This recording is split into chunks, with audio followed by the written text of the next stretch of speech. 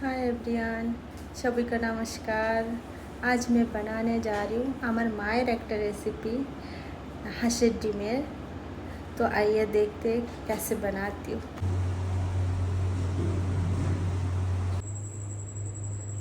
প্রথমে আমি কড়াইতে তেল দিয়ে দিয়েছি और আলুটাকে ভালোভাবে ভেজে নেব।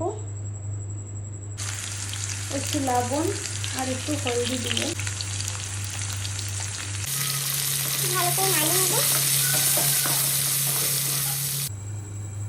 আলু অলমোস্ট ভাজা হয়ে গেছে।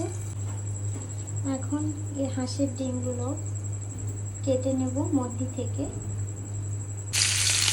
এখন ডিমগুলো ভালো করে ভেজে নেব নেড়ে করে।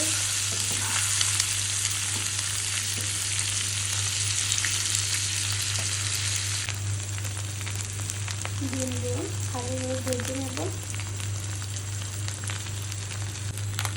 ডিমটা ভালো করে ভেজে নিয়েছি, এখন নামিয়ে নেব। তেল গরম হয়ে গেছে, এখন জিরে ফোড়নটা দিয়ে দেবো। যে মশলাটা বেটে রেখেছিলাম সেটা দিয়ে দিয়েছি। পেঁয়াজ বাটা, রসুন বাটা আর দিয়েছি কাঁচা ঝাল। আর মশলাটা দিয়ে দিয়েছি। মশলার ভিতরে কী কী দিয়েছি? জিরে বাটা, আদা বাটা, ধনে বাটা, রসুন, পেঁয়াজ,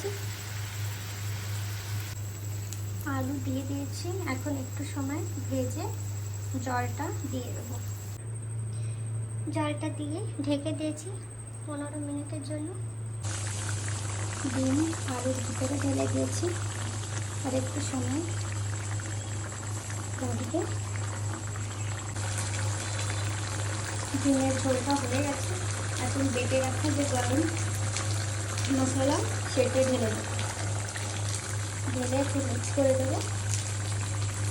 মশলাটা ভালো করে ভিতরে যায়।